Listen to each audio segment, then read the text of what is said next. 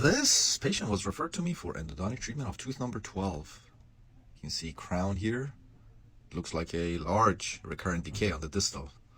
So I discussed options with the patient. I told the patient this tooth may not be salvageable. So I recommended that the patient went back to his dentist and have his dentist cut that crown off, clean out the decay, inspect the tooth, and see if there is any tooth left. If there is enough tooth left for the dentist to build it up and put a new crown on it, then told the patient, schedule an appointment with me, come back and I'll do the root canal for you. Otherwise, your dentist will extract the tooth for you. So patient agreed. Patient came in today for the root canal, okay? And that's the tooth now, has a temporary crown on it. One of those material that you can't see, you can't pick up on an x-ray.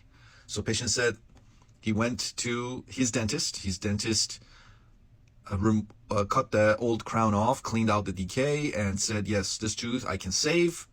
So go ahead and schedule an appointment with the endodontist, me, and come back in. Patient says the dentist was putting the temporary crown on the tooth, cementing the temporary crown on the tooth. She dropped the temporary crown. And as she dropped the temporary crown, and patient, of course, is breathing, patient inhaled the temporary crown. It went down his trachea into his lung. Can you believe it? That's why I say use a rubber dam. Use a freaking rubber dam. Patient says for half an hour he was coughing and trying to see if he can dislodge it by coughing. When that didn't happen, he went to the emergency room.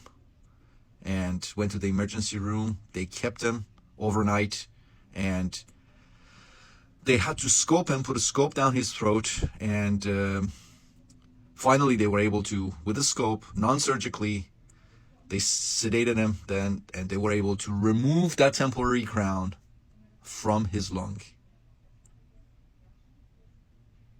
Can you believe it? Use a rubber dam.